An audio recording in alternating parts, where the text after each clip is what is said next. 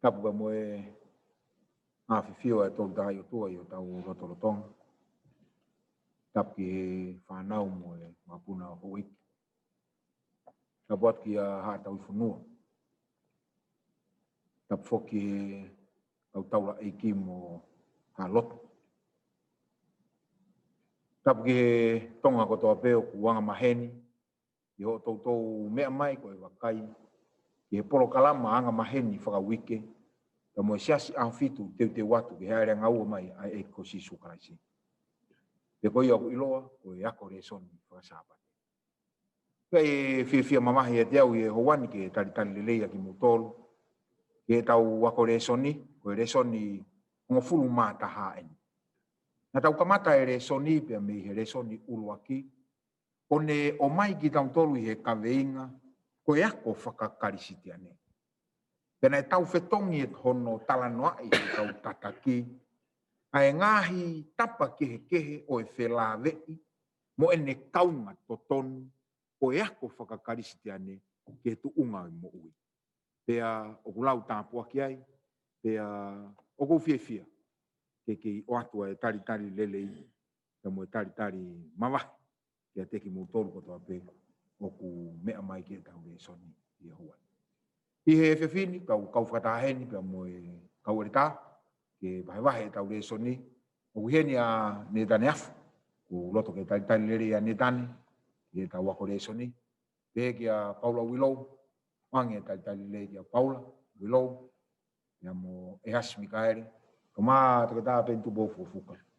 Te mau kau whakataha, i ono o atu whakai aho, o e tau re soni whakasapate ki ue kini. Kimo ke tau hoko atu, u whamonomore pe, te u whawhi a Paula Willow, ke ne taki mua ki tau tolu, i alo. Ke tau lot. O tua mafi ko koe mau tamai whahewa ne a whiana. Mau whawhetai mo whamalo te koe i he whainga maalia mo ui. Ko ke whakaloa ki mau tolu, pa lawa ke mau wausi ai whiawhi mau winga koe. Mau whamalo ko huku lau maalia lepe tanga ik whaiwhi kau. Ka maa whaka toke tāpe ni Fukofuka. Le tātaki Ehasi ka maa whaka Netane pe moau i he whiawhi. Hangai whawhonga mai me langina. O ki mau toluen, o kau tamo ek. Mau kau whataha i he whiawhi koe ni ke mau hanga o wahe atu ai pōpua ki miho o polopola pa whonga i he leson whasabate. Ko mau lotua tamai, hifo ho lau maria no fo ia mau mo ui whafo i titui. Hoko ngahi mea ko tau te mau rea aki o ki kai ko ki mau tolu. Ka koe a whiona o polopola i te mau tolu. Tāpa kina mo ngahi lau maria hono ko tau peu lau ke nau mea mai he pepini. Iho o polopola. Ko mau lotu pea tamai, ko tawang pe ki hoko e lesoni, mahu inga o e aha koe ni. Ko tāpak mahe mama tolu, i he Pelikani o mau whai i he mau i koe ni. Whamurumule e mau ngahi tō no hono ko tōpe, mau kore ngahi tāpakini a kalaisi ko alo, ka ko mau whamu ui. Amen. Amen. Ola bido rita, ai tataki ki tau tolu i he lotu. Pea, ki tau wakaire ma ki resoni o wikeni, ai ko resoni hongo fulu mata hae. Ko maria ia au pito he hiki koe o e resoni whakau wike. Wike ko si na e talanoa i he kauwako resoni, ai ako ati mo isainisi. Paka whakau mahu inga he no whakawhelave i kia te ki tau tolu, ana tula mo ene whakafotunga e ua, sainisi pe koe matiketika ngoi whakakau, kono whakahau ata mai ai e nau o tua, pe mo e ako. Oku ke au pito e hu ia koe resoni o wikeni. Koe wikeni ia, te tau talanoa tota e min ki he Kalisitiane mo e Ngaue. Koe meni ko whakakau au ki ai. Koe Ngaue ia, nai hange pe Ngaue ia, te kei ke unofo o matain kau whakakau i ke usio, pipirikiri ki he mea koe Ngaue. Ue. Tuku ke he resoni o wikeni. Toki hanga he resoni o wikeni o hiki au, ki atu unga, ke umahu inga ia. Ka koe Ngaue, koe tāpua. Work is a blessing from God. Pako mea ko whiawhia i e kau whanongo resoni ki he kau ako, te mau takitaha pe aho hono o atu e whakakau koe, o e Kalisitiane mo e Ngaue. Koe whiria koe Kalisitiane, koe Christ-like. Pe koe tatau o kalaisi. Sio, hai mai mo Ngaue. Ai ko na tol ko ku loto a ko Kalisitiane, tatau o kalaisi, o ku make he whahinga Ngaue te nau whai e nau tolu. Christ like mo Ngaue. E tō whakamari he tau wako whakaukau ea. O ku whakamamawha e lesonia, te fito e lesonia, ua korinto tanima, besi ni mamalu peni ono lau. Ko ia ko hoku kai ngā ofeina. Ke moutu mau ta e Ngaue. O tupure kina mau ai pe i he Ngaue ai eiki. Kalisitiane, Christ like. Peka pau koe kau Christ like i tau tolu, ta koe tau Ngaue, koe Ngaue ai eiki. Whatever we are doing. Tō tonu koe mea ko tō peo koe, te utoki lame ke he Ngaue. Ke whakamahino mai koe Ngaue eiki, pe peo koe. He oku mou ilo ko ho o mou Ngaue i he eiki e ikai kai ao mai. Mea, masi koe loto aku, te ukisio ke whakaukau. He koe, koe Ngaue he lefa Pelikani, ko kuua. Ko lama peo nauna, pa te lama peo pea. Ko sa ia ho definition koe nauna he no mai koe Ngaue, o pēni. Works actively involve mental, physical effort done in order to achieve a purpose or result. Te whakafoki mai tau toro ke tau Christ-like te moe ue. He koe, tala mai, tuu ta e Ngaue, tupure kina mau he Ngaue ai eiki. Mental, physical activity. He Ngaue ai eiki. Oku hoko te tala te were so ni kene o mai ki he kakai siu. Koe family siu ko toa pe, koe responsibility a mātua, ke a koi ha whahinga trade ke whanau ia. Ke tupu a koe whanau o si yanga pena o tōrua koe ha trade unau. Ka behe e whakaukau ia. Ka pau ia ha familia koe ke a koi ha trade ia ke whanau ia. O kuna hona tolo a koi ke hoko whanau koe ka criminal o e ka. If you don't teach your child with a trait, you are teaching them to be a criminal. Tane ke tala mai e mea ia. Ta koe Ngaue, koe mental, physical activity kene malava wa sia whainga tau mo. Ko si isu, tau sio ka si isu, na e ako ia si isu he api e tufunga. Tau sio ka Paula, ko Paula. Taimi koe na Ngaue e ka Paula hene Ngaue whakamisinare, na ia no whaiva Ngaue. Tano aku la mo pisi la, ka wata Paula, tui te ni ti, ka toki tala mai, pe toki whainga maari ere, vai Ngaue Paula hoko atu he Sabbath. Ko ia kore sente tau whai aho ni tau whenge tari e whihui koe ni. Ko e Ngaue mono whatongia ki he ako whakakarisitiane. Ko e tala tewe tau reso ni, kai tuange he toke tā, kene hoko atu ki tau toke ahu waki. Malo bito whakekau, ku kore peke u whamalmala ti he whakapapa po sa malpaki, ka moko ke hoko atu e tala noa ki he reso ni mau inga au pita pito. O e wikeni. Ko e konga reso ni o mai ka te au uru ia pehe ko ta whaaki kehe o e Ngaue. Ai ko whatongia ko no fofola a ko whakakaukau ko e Ngaue ke toi mahi noange. Pea ko taimo ko whehu i ai pe ko ha e Ngaue o ku tari whakabea peia. Ta anaka whakanai. Ko me ia o whai. Ko Ngaue ia. Pa he taimi ni o ku tau wha a afe e tau whakatala noa ki he Ngaue. Ki he Ngaue pe ko ke hano wahe. Ka pau ke hata hai o Ngaue o tae wahe ka te eke ko ha Ngaue me ka yo Ngaue au ia. O hange ko ke toki wahe pa ke toki pehe o ku ke Ngaue. Pa taimi lahe ko ke tau hanga o ui au tau ngahi whatongia kehe i kai ke wahe ko Ngaue. Hange ko ni. Ka o Ngaue o ko ti kone sa hapitu. E toki hoko mai fo Ngaue ko ai whakahoko o ngahi Ngaue mahu inga. E toki hoko mai Ngaue ko imu yange au bitu. Sai, o what? O iai a ngahi mahu inga o mea ko Ngaue. O iai mahu inga whakasosiare mea ko Ngaue. O kuhanga pehe e society, o whakotuu koe ki he tuunga he society whakatatau ki ho o Ngaue. Ka pa o ke hauoe koe loea, o ke osi pehe mai koe ki o lungai. He ko ho o Ngaue koe loea, koe levo loe o atu he society whika o aki pia mo Ngaue koe. Tata o pia ka pa o koe whaifekau, ke pehe mai koe tangataina, Tupou. O ke hao ai pe koe o lungai he koe mahu inga o hanga he society, o whakamahu inga i aki ai fo i Ngaue koia. O gai pe pa mo no mau inga whaka ekonomika Ngaue.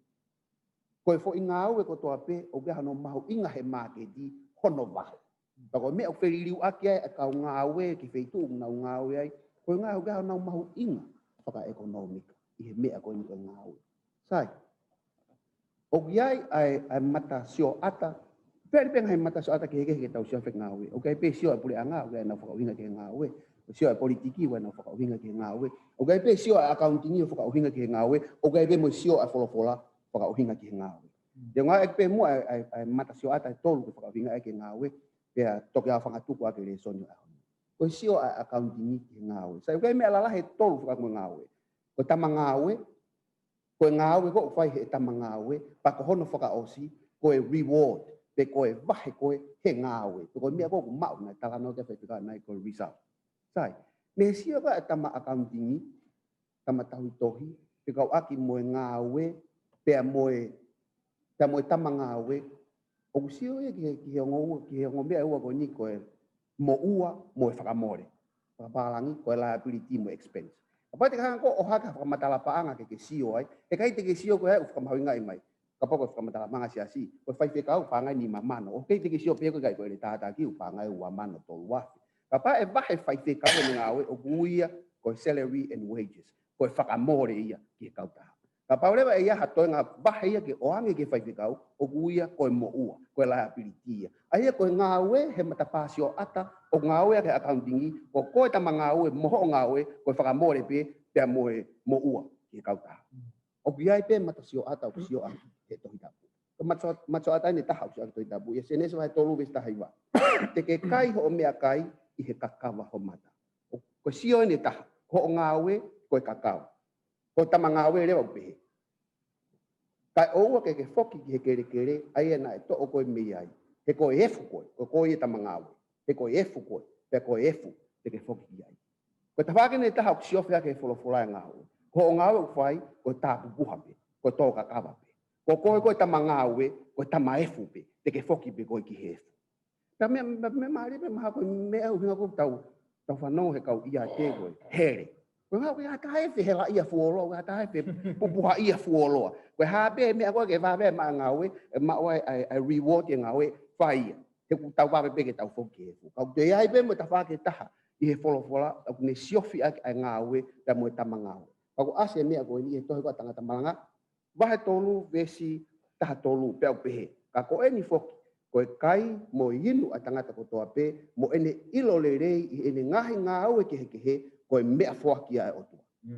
Ko ta whaaki ni e taha Ngaue. Ko koe tama Ngaue ko e whoaki ai o tua. Ko e le rei o ke mau mihe Ngaue. Ko e Ngaue o ke whai ko e whoaki ai o tua. Sai, tau o sisio hen ki hano siofi ake mata accountingi tau tohui a Ngaue.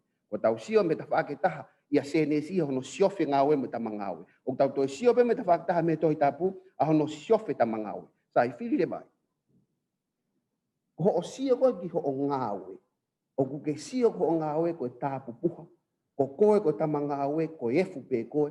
O ku ke sio ko o Ngaue pe mo Ngaue o ke whai pe mo koe tama Ngaue ko e whoaki ai o tuako.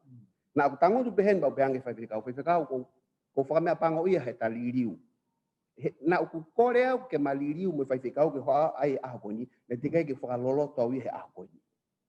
Tamai whewheka te au pen, ko whiri koe ke take ki pot Ngaue a siasi pe. Pa koe ngahi uhinga koe na oange he whaiwhekau, koe ngahi uhinga he laine siofi kakawa. Yo sila poe whaiwhekau ko mo ua. Ko lo tonga mo ua betai min, ka toi tānak me mga koe na, e toi lahe te e ku mo ua. Ko sio au ia aki ai Ngaue ki he ui ko ia, ko sio aki ai matso atau kakawa. He osi e wako le son peko ima ko osi peko e aneafi peko fe tutaka peko fe kau alikan ki ai ko nga ko sio ka machata ke he tai mine Ngaue ko Ngaue hono lelei mo au tama Ngaue ko e foaki ai o tua amen alo mo io sai ko fili en ke te ko o ke ko uhinga ia o ke pehe tai mini ko Ngaue ko na o ke lotonga ia he tai mini pe o ke vahe pe ikai o ke uhinga ia ke kumi ko fo Ngaue kehe ko e foaki ikai o fie ma be ke liliu ho o viu ho Ngaue ki o te ke toi sio ki ho Ngaue ko to kakava O te ke toi sio kia te koe efo. Ka te sio ko Ngaue koe fuaki. Pa ke siofi koe koe tama Ngaue koe fuaki. Koe ewe. Amen. Maro yas. Naro tu ma ke hokado ke aho monite. Ya koe aho monite o ku whawhelave i Ngaue mo ui whakakalaisi. Te koe whawhelave i Ngaue ya mo ui whakakalistiane. Pero kia fo i rea uni hanga ha i naua. Kia fo i rea koe tau. Aia koe tūka e monite ia. E malawa i Ngaue ke whakakalaisi. O ka pau e hai ake fo i rea koe tau. Koe tau tau pe tau e tau himi fo i Ngaue koe ia. O ku otome e tiki pe ai natula, i kai ke natula whakakalistiane Ngaue. Ka umari au pita puta hua e tau hi. A tu mumpa i ke lave mo tāno atu. Ki hanga koe he tau hi o whakawhelave i Ngaue ma maranga whakakalaisi. Te ki Ngaue ka tu talono me wahe tahano. O mai he reso ni e moni te vestani ma ka te ki Ngaue vestani tolu le reke tāpitu ma te hanga peo whalu te aipa mo i ngai vesi koe. O lave kai ahukon. O ku ai ko katoanga ni koe nei u ke katoanga o whare te hiki taki. Pea kau e ni katoanga lahi a wita katoanga koe. Ni ka koe katoanga foki o e ola o e fua i Ngaue. Na e whia mao koe o toa ke whakahoko koe ni koe e he kakai isileri. Koe mena ko maari e he vestafa. Ka mai ka te katoa e vestafa, pea te ke whia i he katoanga koe ni. Sai kana ke tohu i mai pia tangata Ngaue pe, tangata Ngaue pe. Na e kawai pia moe whanau. Na e kawai pia moe kau Ngaue. Na e kawai pia moe whaife kau. Na e kawai pia moe tamai matea. Na e kawai pia moe whae o ku paa hono manawa. Ai aku tau talanoa tau koe oa koe e ku Ngaue. O totong ke whia ai e kakaia koe. Na koe mea ni kou hau ke ku whakau kau. Koe haka whia ka kai koe nia, i he Ngaue ako. Sai, ka pare tau ki whoksi ki he tō oni koe o tua whikau aki koe pia moe utu tau. Ko hai puta ngai poto hika pate ka tu ngawa ki pia rewti koe wahe watolu. Ko tō oni koe utu tau nei bene. Hei kai ngofua ke toi hanga, tau pepe rato koe kumala, tau pepe koe ngoi kumala. Hei kai ngofua ke toi taaki e koe kumala takakai koe ne apu ke Ngaue. Pia ko hofo i havesi pe ko utu ta'u koe kumala ko ya, ko raha pe. Pia ke tuku rewa e toenga, ko inasia ka kai koni. Ka kono uhinga koe taimi koe utu ta'u, koe taimi whawhiewhia ya. O kawai e masiwa, o kawai tuku hausia, o kawai e tamai matea. Mo society ko ya. Koe foi kātonga whawhia, pe una hore wa whakakau. Ta kono uhinga na hanga he reso ni o mai whuria koe tau. Ke hai ake Ngaue. Ko ne huko e tauhi. Ko e ku Ngaue koe whatewhia pia te au. Ko panke inasia e taha kotoa pe ia. Pea koe ne inasia e taha kotoa ko ia. Pea au sia tu rewa tangata ko ia une mau inasi ko ia. I he sio ata o e ulunganga whakakalaisi. O ne ilo, ta koe Ngaue e Kalisitiane. Ta koe mea ku makehe ai Kalisitiane e nau Ngaue. He u keke ngata pe koe nau Ngaue makinau do. Ka au tofu hi ai ai taha kotoa pe he society ko ia. Maare e ai he ko nganga fuka Paula ya ki lave ga e resoni pe Ngaue va una pe Paula o ka ngata pe ku Ngaue ka ko to hanga pu ya tu pe mo to ko ni ya ta ti mo te ko tai tu si a ko na tu la ko Ngaue tangata Kalisitiane ma ana te mo fuka inasi aki kono ka nga fononga nestani ma ma ta nestani ma hala ta po ai ko hono tapo kina ko na fola ke to ke na maka tonga i he foi to oni da mo foi feka o ko o Ngaue ke foka fe ko taki Ngaue te mo tauhi hanga iki o fai tapo kina Ngaue ko me sta no ba mo tapi tu foka o se ta ona ke ha o mola pe ke ka tonga ko foi ka tonga foi ko nia ko famana tu e tauhi ai o tua ka te na o to ta fanga fule na foronga pe mo tauhi ai o to foka tau ka te na o i he na ua Ngaue porque hai fama no fai. Pero quando hau quando tu tun hio tua, ona ke hau hala tata. Kui ko hau quando ko fama na tu Ngaue ne fai hio tua. Ako no fa po si atu he time ko tau ha o ki hello tu. O tu wa apply be foi principle ta tau pe ki ai. Amen. Ke tau honga ia he ngau ko ki be ma tu ko hala hi. Ka ke hau ke ne ho to ni ma ke whaka honga ia ke opa ai o to ve sta fitu. E whaki he tangata ko to be o whaka tatau mo tāpua ko whaki e Jehova ki a koe. O ke ave Maria apostolo ko Paula, e abla Korinto vai tolu vesi tu ne pe Paula. O ke mau inga tangata fui. O ke mau inga tangata ko ni hanga toa ngai. Ko mau inga o tua ko e uni whakafua. Ai a koe tau Ngaue a tau toluia. Tau whai ta Ngaue pe. Ko tonga tako te ni hanga whakafua. Ko ia mau inga. E kusi e mea u ke mau be gai. Na whaka te o. Toko mana te whaki tā noa. Ngai whaka tua peo tā noa. Ke whakaosia ke ki. O aho koe ni. Koe motua ko ni, koe motua ne ko ni whama kosi. Kola pere ni whama kosi. Koe whai tangata e na utupu ai. Pea koe la te ki motu he tutuka e a koe ka. Nita mai puke kosi koe whama pe whatapu. O ave ke ave mai whai whekau. Nita whama pea puke kosi. Ia ma tala noa ta mai tangata e ki. Koe kosi kehe ena. E koe kosi koe ne whekau ke puke. Koe whai hongo fulu. Kana e ki kosi kehe ia. Ne ai koe ke vai ngo fulu ai ko talu pe ai whanau mai ko sia pa ne vai ene vai ngo fulu ke ame. Pe ko fetu po ka ko sia o ke mo ile re o ma haki. Na ta mai ave ko si koe ka tu koe. Ta ta ange ko to ko re ti ko vai wa fi. Ko ha me o tua ko ni whakafu. Ave ia. Na ke hanga ko na ke fe ma ko ke ma haki ko si. Ko na tu la pe ia. Pe ko tu ton ko o tua ka pa ko whakafu ha o tua ke ma haki. Fi mau bi ke ave ko mai ngo fulu ia. Ko ta nga whakatangata ko foki. Ko ke tau tari ke aha mea. Ke tau whakafofa pe ia. Ka ke whanau ke o tua o tau e o tua ofa. Ko e hāmea ule whakatu ka koe. Pe e ku si pe e ke lahi tofu hi ai society koe. Ai masiva, ai paa, wau ke tau whanau, wau ke muri. Une ai ho tau sai o ne. Ke mau i ke tofu hi ai. Ko e ne whelane ia ai Ngaue. Ai moeanga whakakalaisi, moeanga whakalistiane. Mau ki tawa ki pēr mo ndeu ki lāte kei maro. Malo. Dai maro. Muro. Korpe ke upanga mo ai ta whatapu ko pai na te kau. Kai ata ke ateo ke hokato e whatongia o e houa koe ni. Whamalo i he whangamari ko lawa te ukawa i he houani i he no wahe atu e pola. O tui koe whakakau koe aho tusi te au mi te o whelawe e Ngaue mo le lei taha. Koe Ngaue mo le lei taha.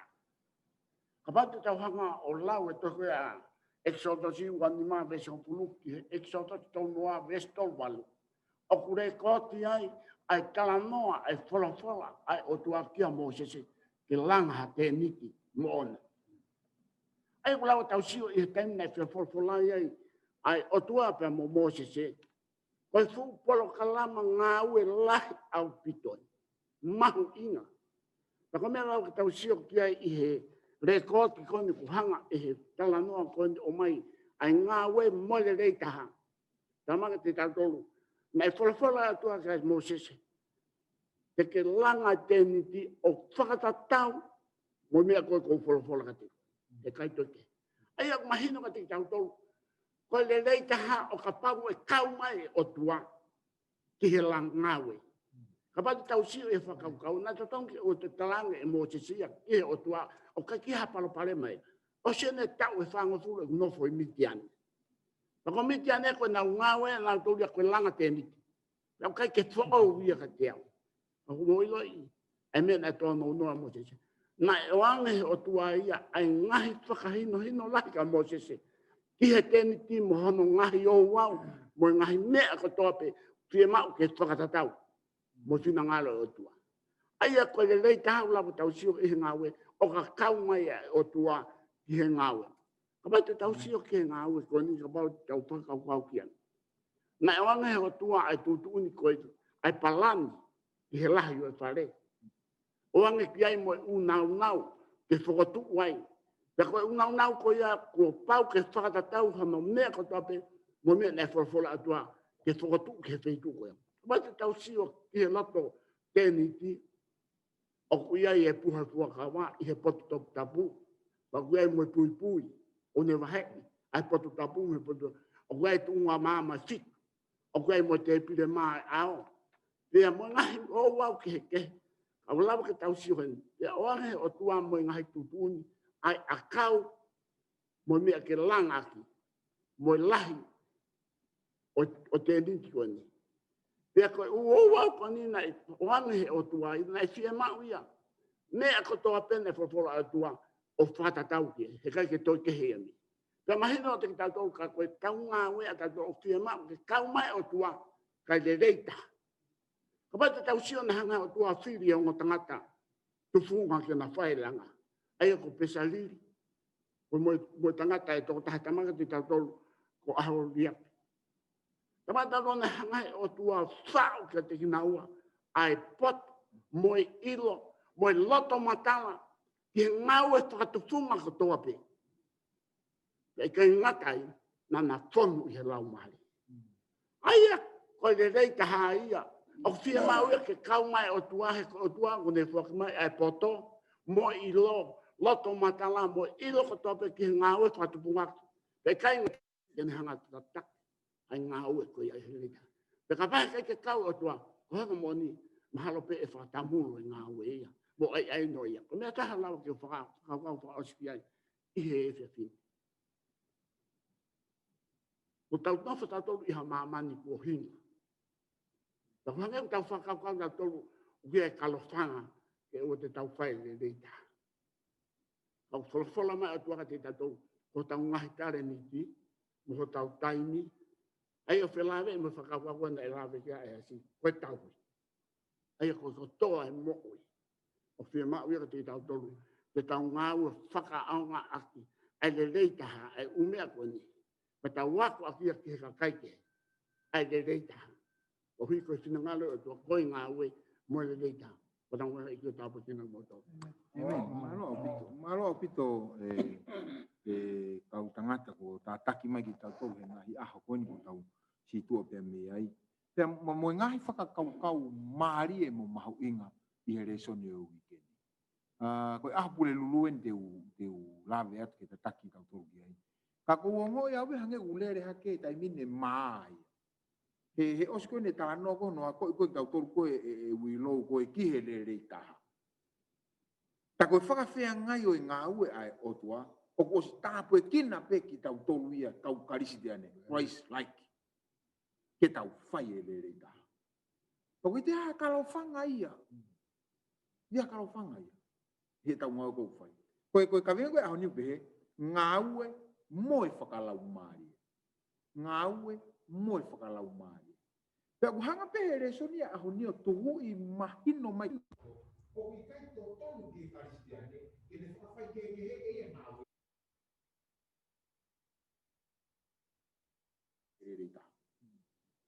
O tue tānaki me mo whatongia ko niu ku tōtonu ke tue mawhatuki tukang ke whakau. Koe Ngaue e kai ke lawa ia whakawhai ke me he whakalau maari. Mana tui kou tānoni e Kalisitiane. Christ-like. Kamai tue karetia. Ka oku ke mo ui he lau maari a ewa whakalau maari. A ewa whakalau maari. Ko mena no whenga ne nai koe ke define ne ai Christianity mo work. He koe Christianity koe Christ-like. Works is mental, physical activity. Ai ka kai koe koe kau Kalisitiane ke whakalau maari. Koe ahonia whaka osia ke ahonia tala mai te ilo fe o e te Ngaue o ku whakalau maari. He koe he teme ni tau whakahango ni hango, ku whakau kukiau. And every aspect of my work should be whakalau maari. He koe hengai whakaanga si o mai koe kakai ka teo. Kau whakalau maari. Mahalo maki ki mahalo e kakai e teme ni. E nau si o mai ke whakau siasi aho fitu. Toko osmene whakamatala mai e aho tūsite ai teunga, ai Ngaue. Very particular au pito e o tuaia. He ngahi mea kātua whakawhea ngai. Outra mai, teu ilo whewhe e Pelikani ko e Ngaue whakalau maari. Uruaki, oku totonu ke oua hoko e Ngaue ki he Kalisitiane ko teunga. Mati ko te ngau hu ibe yo pe tong tong ibe. Kok tok hau pe ke lotu te olu kume ko te pe hu ibe. Ke tu ye ko waru ke lotu pa da pu. Pe tong tong ibe ya. Ko ku alpa ka fe ku ka ki te ho hau ke te u. Tramai ko Kalisitiane o ku ikai ke fe tongi tongi. Ko Christ like o ku tatau pe ya he aho ko to pe o ene mo ui. O sa ia fa ka pe mai. Ko Kalisitiane ko whakatupu fo ou. Ko whakatupu fo ou o tangata fo ou he tapa ko toa pe o ene kua pia kai. Ko foi mau ki whioi anga te pire hoka. Ko lahi ko tano ke whioi anga. Ko mimi leren ke ta uene ko tau le kamata mai lockdown ni o mai ke tai ni. Ko fotu ai ngai whioi ko hanga ko leson ko ni ko fotu. O ku ilo nai e mau Ngaue ko ni e kalapu te pire hoka ko kau tangata fo ou mau do. Pe ku mau hoko mau Kalisitiane ko ngai te unga pe fetong tong. Te unga ke he son pala me ahoni. Te unga ke he aho koe, te unga ke he aho koe. Pe whakapapau i mai rewa whakau kau koe ni.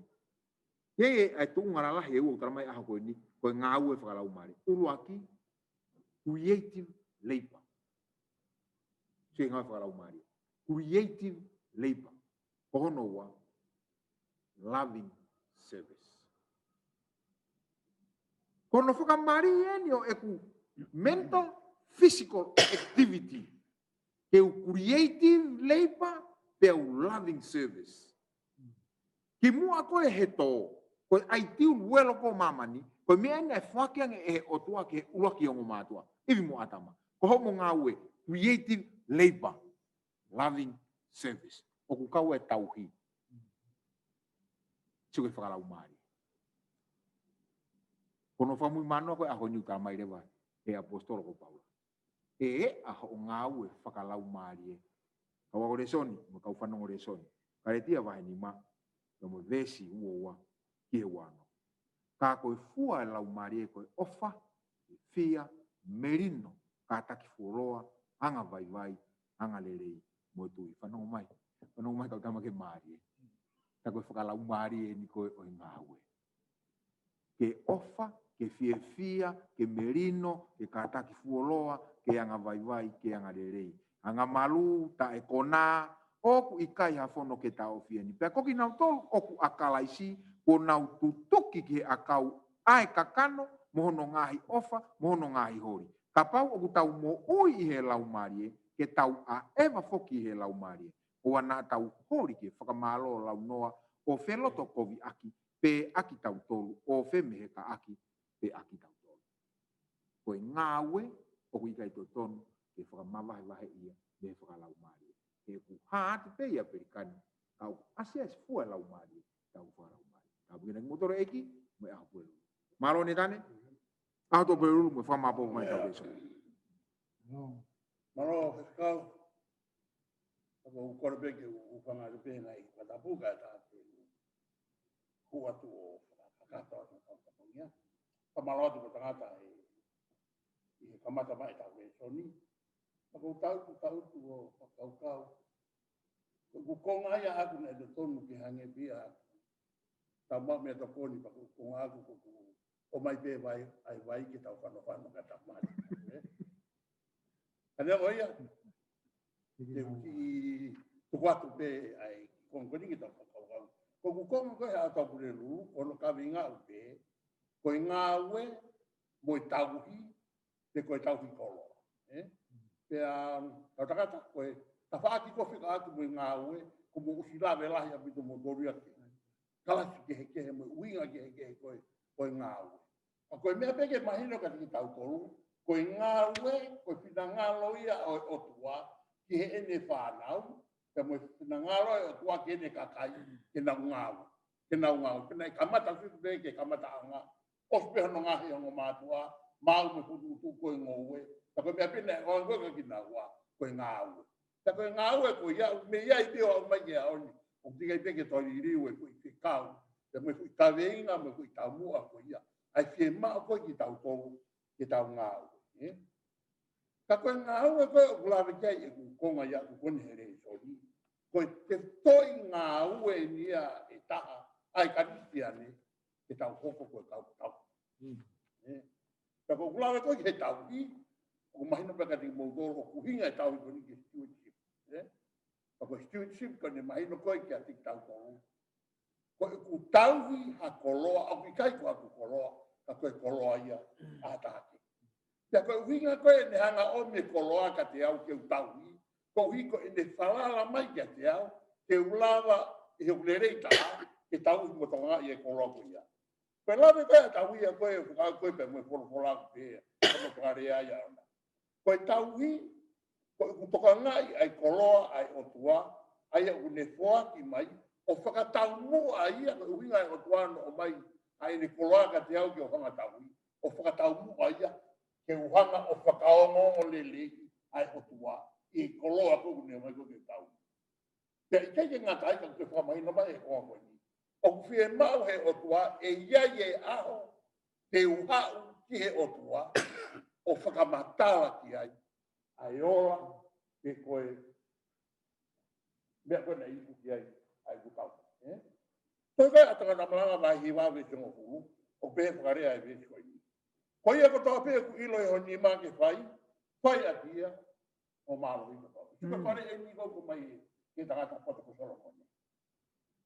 Ka aku ke hoko koe tauhi, o ku fie mau ia ai kau tauhi, ke nau ngaue, te koe ki koe ke ngaue koe ngaue mau. O kau tauhi koe, o kau tauhi koe, koloa kai o kua, o fie mau ia ai ngaue marohi, mo ngaue lahi, te ikai ke ngatai, koe ngaue koe koe. Ai koe ulu ngā ngai ni koe tohonga mou ie ni koe o kau tauhi. Tai, o ke hui tonu pe nia ko mai koe o i reso ni o pe. Koe ha hua ai ngai koloa ai o tua ku ni omi koe ke tauhanga tau. O tauhau reo tau tau ke mea tau o ki anga mai ni, o tui pe te mu, tau tu pe o whakakau kau atu pe tai mini, ki he ngai mea koe. Uru ati koe tau lana pe koe ke he koloa, uru ati pe tau tānoa tau tau ke paanga. Koe ne hea pe koe ke he paanga, a pe he komatara e reso, koe paanga, koe ki konga pieta. Api kai koe te pito ia koe o i tau. E tau hau koe ke paanga, mahina me ke tau tolu, o kalamai te hamalakai vai tolu me vete ngā furu, mou omi ai vahe hongo furu, i he tukuanga koroa ko hike ia ia mea kai, i hokua. I hokua. Tea koe vahe hongo furu o kuhinga ia, koe vahe hongo furu o i paanga, koe vahe hongo furu o i koloa. O fie mau, ai whai totonu, o fie mau ai whai totonu, i tau hoko koe kau tau. O ke tau hiko ni, o hanga koe ko lawi koe ki ai, koe paanga, koe whamonu manu, koe kau ai pe moe, koe fua koe koe ukumala katoa koe mo mea, ka alahi koe whanu, whakau kau ke whaatoa koe kumala. O fulahi tō kumala, o tikeki, whanongo he, i hawae o mo. O tui koe tauni, ai mai rina kai peke sai. Koe konga ta ako su jai, o koe koe ilo pe i kāmu. Te koe su te kau tau mā tau, e ni lahi koe ai kāmu, e komu koe ngai waka. Kau te kei ke whanongo kuiwi a me ai, o haika o whakatau o hawae o ku.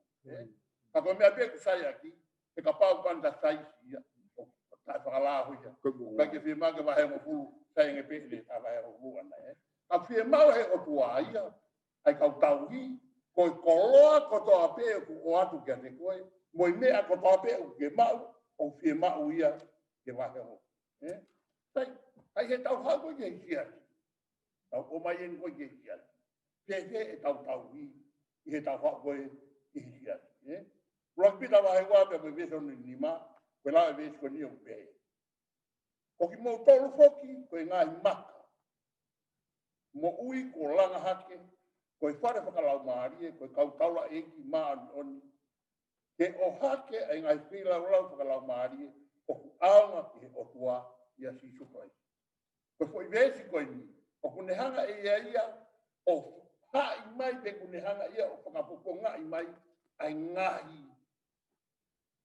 Koloa o ku kaua i ngai, o ku kaua i e paanga, o ku kaua i e taimi, o ku kaua i e poto i Ngaue, o ku kaua i e taukei, o ku kaua i e tarimiti. Ko i longa peha whaahinga mea o ku ke ma, whahinga tau kei ko whai, Ehasi, koe koloa ia, uhanga he otua, o fua kia te kore. Ka koe ngahi koloa ko ia, koe kau ko mai to diu be. Koe ngahi koloa ko ia, ko hanga he otua, o whakanau, o whakainate ki tau ko. Pea ko tau whatongia, koe kau hi koloa, ka ko mai kui rea iwa. Ko tau whatongia, koe kau hi koloa, o whie mau ki tau kolu, ke tau ngaue ao aki mo whakamahu i ngā. E taimini ihu tau, o tau mau e tau kolo i ngahi, i poto i Ngaue mo ngahi tau kei koe. O kwa ke tau mahu inga ia ki tau kolo. Pai o tae mahu inga ia ai, o kei ke Ngaue ia koe. Ta ko tae Ngaue aki koe ia, o tae aunga, more tae aunga i mea ofa koe ia. Ai o mua, o i kai te ke tau i koe. O ke mau e koe koloa, o kwa ke tau ki koe. Ko hui o ke whakapiri maari e pe koe, mo ke whakapiko pe koe, ka whie mau he o tua ke a.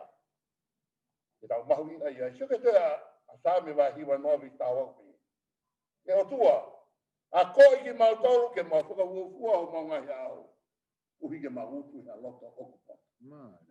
Ko kuinga kuku tamai e tātou tātou. E o tua, koe ngahi koloa konu ke hanga o whakakoloa ki mau tolu. A koe ki mau tolu ke mau mahu inga ia. Mo Ngaue aunga akia, ke tokoni i ke Ngaue koe ai. Ko tau sio rewa ke hau ke tau a koe ni koe oi. Koe tahe ngai mea ofa koe ni, koe taimi.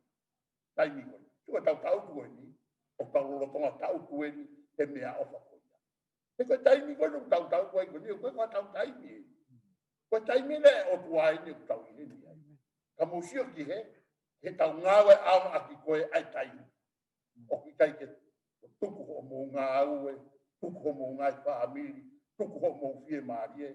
Ka tau mahu inga ia he taimi, o tau hau ki heni ke whai, o tau whatongia koe ni he tau Ngaue ki, koe ki o tua. Koe kau hiki tau kou, o kau hipoki te mui taimi. Tika toia takata malanga vai pitu ki tā pitu koe me koe nupe. Owa nā lahi whau ho mo whai kowi, he te ke mate. He koe hā te ke mate ai, o te ikai ke hoko ao. So? O toki lawe ne koe me koe ni ka koe. So ange, ai aku mahino ko kakai koe ke nau Ngaue, o tono ki koe ai taimi. Mate pe ia ku ke taimi ke mate. Ai aku mahino ku mate ia ku ni Ngaue ke taimi ke me ao. Te Ngaue ke taimi he ke kuhala mo me ake. Kono hinga ia ku me ko matala ai me ki. Toka ngai ho o mo ui. Te ko ui ko taimi lai o tau mate o te ke ai taimi ke mate. Ka ko hinga me o ke mate ai. E ua. O ke taimi hala. O ke taimi hala. O ke hala ke o taimi a uia. Mo taimi koe o tua. Me ki kai ke mui koe ki ai. Ka ko noi kua ngā piro na ia koe a. Koe mate pia o te kai ke hoko taimi mate. Koe koe sa me wa hiwa novi taha kua. Ke pe hoa ko na ki mau koru i ana ulawi koe kia nei me kua nei. Ko se misi wa whaawi taha whaawi koe lai me koe ni. Ka awi kai te mou ilo aia e hoko a pongpongi. Pe koe haa ho mo ui. E koe haa? Koe mao pe. Koe mao pe. So koe tau mo ui koe ni. O hoko he tau ni. O tau ono. Tau ene ono. Aia koe fo i mao koe ni e te mo ui. E maa, pehe whakamatala koe me. Koe mao pe. Pe a oku fuoloa si pe. Ka kuanga pehe tau kei. Kuku au mai o osi e tau kei mo ui. Osi e tau kei mo ui. Pea oku fie mau rewa ke tau fie. Ke mau inga. Ako nomo nena e kone e labu kukia ene. Ako lai ka kaya kuna mai na koe tai. Mau mo whainga maari. O kai pike vete. O kai pike aonga. O kai pike mahu inga maari. O kai pike whakakau ia ki ai. Ka kono iku angapi o nai. Koe vete. Koe mate pe. O tike ke hoko. Ai taimi koe. Ke mate ai. Ka hoko ke tare niti. Aia koe tare niti. O koe koha mea ia o kore. Koe koha mea kore. Tau suke. E tau whanau. I ka kai o kia nau tare niti. O koe koha mea ia o whakatau. O koe koha mea ia o kore. Ka koe ke mauno e ke tare ni tia e polo polo tala me to to o ku foaki ia e o tua Porque tá ingogo me tare ni tika tika kia te au ko wi ka pau ko tanga tau ki le rei au ya ko nga a greva wa ya ko ngawe au a greva o tare o ke te o tare ni hi tau au ko ke ro tau tu pe ko i pare ro tu me no pega ko ia tare ni o mai ya ko tare ni ti ko me a ko o ke lava vai ko me a ko ku ke tare o ko me a ko ke atu ke ko me ke ko to me ti ki pe ho pa no pe ke ai mo ke sio ke ai mo ke paka kau ke ai ke lava vai me a ko ni ko tare ni a ko palo pare ma o iro pe ko tare ni ti a ko hi ko mamio mo o paka piko pe mo ai no ia te vede pa ke te ko ke tare ni o no mo na ia o ke pare ai ke ko e ka o sia ke o tato mi ke lava vai ai be ko la pita vai fa me se mo fu pe la be ko pe ko ma ta taha ai fo ke pe e ma ngawe akia ia tiki ma ko o tau ai o tau ta ki ta tau ni ko tama o tau ta be ko te aku ke be o tau ko aki o ina ne ke e fo mai be o tua o fa da ta be mai me ko o ke lava tau ko ni i ka ti lava me ko ke lava ka ke lava ko me ko lava ko iai ke o te me ko ki hanga pe o tua o mai be o tau puha te mo tau ko me pe o fi mai o tua ki veve ke fai do tonu ngawe malo o ngawe la ia ki ai fai nga mari ko o que tano ko pa ai tano ko tu fa ko tare ni le ma di mai wa na ru na lava ni nai o hinga o tua no o mai ko tare ni tika ti tau dolu pe ye aho e fi ma o tua ki ke toi foki mai o fa matala mai bina i ve o se ko ka ka ma ko ne to ke tare ni na wa bu ko pe tare ne wa ai u ne tai ko tare ni te ni ma u a ko ta ko Tanda suka mahino nge beka di na to mo alu o ngawe. Tanda suka beka di na to te alu au pe te fete te ha. Porque tengo te ha wai e fi ma mo to ke mo vele. Te ma mo to ke mo ha. Ta ko mo ha ko ya te mo fa matala mai te na je o mo tau. Aro tanga za pa ko me ko. Ha ko ko to. Pa no no e tala no. Ha ko ko ko wa. Te le heta. Adam, tadi saya dia mana. Na mau ya mo ni ma mo wa. Mau to e mango le mo no. Pai mo ngawe ke. Dia mo para kolo. Ya. Ko ni ma ko na ke o mai, te ma wa ya wi ni ma ke. Ko u wa ko na ke mai te ma wa ya e u wa ke. Ko me ia ko na ku hinga ki ai. Ko mo wa ko ngo tau i ve ki mo wa. Ai, tamayo e ki pai ta. Mo fai le, mo ngawe malo, mo tau hi le. Ko mo pare ku wa to aki mo wa. Tamo ka na ta no tare ni ti. Tau tu ka longo pe puno pe mo malo loi. Te mo lo to mamahi mo iri. Hey, tana. Ave be ai koe. Eki kata. Koe kata ki nai ha. Iri fia uia ba kai. Pea, io fa beta. Fa no no tala no tala heki. Masi e ka ke tau ta no masi. Te mo e fa more tai. Pra vai ata pa pa. Tua. Koe uhi he na ake mau e tare ni ti kana kai ti ke veve. Kai Ngaue. Ko ta palo pare mai e au ni. Ai. Ko tau mau ai foa. Ko tau ngahi malo hinga ia I he Ngaue. I he fiasi, I he ako, I he Ngaue, ia. Ta ko tau palo pare ma, ko tau whakapiko. Mo tau ai no ia. Ai ku ai be more tai au mai kai. Ko fama fo ko ki he tau re so ni. Pagau sia ke te rako ri to vahe mo vistonga. Koia, ka pau mo kai, ke inu, te koe habe mea te mo fai. Fai, koto aia, ongo le rei ai. Ai o tu. Ko marot ko tangata, vai mai tau re toni. Ya ko ngata anga ia, ko kau ki. Maro lah ya te ki taki kina mai tau le son pasa pate wa mai ki. Pe kawa le son ko mahu inga au pito ange ko tau fa ta no ko ki mo ai tau le soni. Ko ni hoko ko le soni o mo oni he ne aunga ko ka. Malo pito Tupou Ehasi wilo ka ma Netane ono o mai tau le soni. O kune hanga o hulu I whakaatalahi kia te au. Ta koe Ngaue he taimi ku te sio ai ki ai koe whaki e he otua o toni hoko tāpua. Ko tau tufakanga Kalisitiane I he tau wako whaka Kalisitiane. O toni ke a fungia le rei ai mo e tau whanau. He taimi kau whakahoko le rei ai o tau whatongia tau. Paranga e ki o tau pekina ki tau tolu. Ta mo le soni o ki tau wako I he wikeni. Pe ki mua peke tau mawai kore ka Netane. E ne kata kumua whakaosi tau le soni. Mau toi whawhetai mo whakamalo atu e ki akiona. E taimi, ka maho me whainga maari e kai nati mo whakoroa aku mautolu.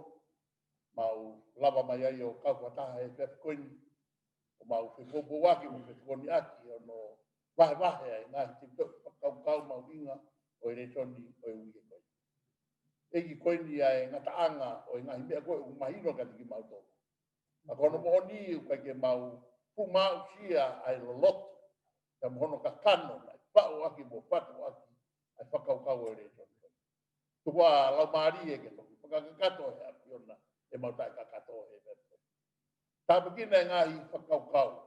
A mai ngahi pōpuaki ko o mau tukua ngea tu he reto koe ni. Te kina tolu whanongo mai. Katanga pe ike hoko ni ko e tāpuaki ka tiki mau tolu. E mau whronga, e Ngaue ko mau whai. I taimi. Itali. Mau ka mawa e whewhikoini eki. Kau whea pepe me apiona. Toi ngai ngapa mo ngai whatangia e wike koini. Kau pe mo koe. Mau kore kotoa ngai tāpa kini. Ia sisu kalai peko alo. Tāpa mau tāpa hui. Koe mo tau kāinga koe rei ai tau programa kore son ki e sāpateni.